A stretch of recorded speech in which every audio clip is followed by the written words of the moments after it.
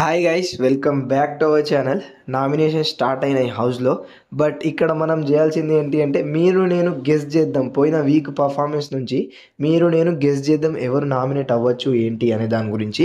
So నాకు 6 మంది nominate అవుతారు అని అనిపిస్తుంది. సో వాళ్ళ పేర్లు చెప్తా, మీకు కూడా అరే కరెక్టే చెప్తుండు రషీద్ భాయ్ అని అనిపిస్తే లైక్ చేయండి, ఇంకా కమెంట్లో ఓకే రైట్ అని చెప్పండి. ఓకేనా? రైట్. మరి ఇక్కడ ఫస్ట్ చూసుకున్నట్లయితే ఎక్కువ ఓట్స్తో పృథ్వీ నామినేట్ అయితే అవకాశాలు అయితే ఉన్నాయి. ఎందుకంటే ఆ గేమ్ పరంగా దాని పరంగా చూసుకున్నట్లయితే. దాని తర్వాత సెకండ్ ప్లేస్లో చూసుకున్నట్లయితే మనకు విష్ణుప్రియ నామినేట్ అయినట్టు కొంచెం అనిపిస్తుంది నాకు అట్లా, ఎందుకంటే గేమ్ పరంగా దాని పరంగా చూసుకున్నట్లయితే. దాని తర్వాత ప్రేరణ, యష్మి వీళ్ళు కూడా నామినేషన్స్లోకి వచ్చే ఛాన్సెస్ ఉన్నాయి ఆపోజిట్ క్లాన్ వాళ్ళు చేస్తే. సో 4 మంది అయిపోయారు.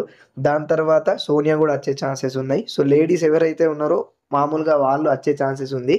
దాని తర్వాత జెంట్స్లో చూసుకున్నట్లయితే పృథ్వీ, ఇంకా మణికంఠ, ఇంకా నబీల్ ఆఫ్రిది గురించి ఇంకా ఏం మాట్లాడలేము. ఎందుకంటే నబీల్ ఆఫ్రిది పర్ఫార్మెన్స్ మంచిగా ఉండే, ఎవరికి ఎలాంటి లొల్లి లేకుండే కాబట్టి నబీల్ ఆఫ్రిదికి చేసే అవకాశాలు లేవు. నైనికాకు కూడా చేసే అవకాశాలు లేవు, ఎందుకంటే ఈ వీక్ నైనిక అంతగా కనిపించలేదు.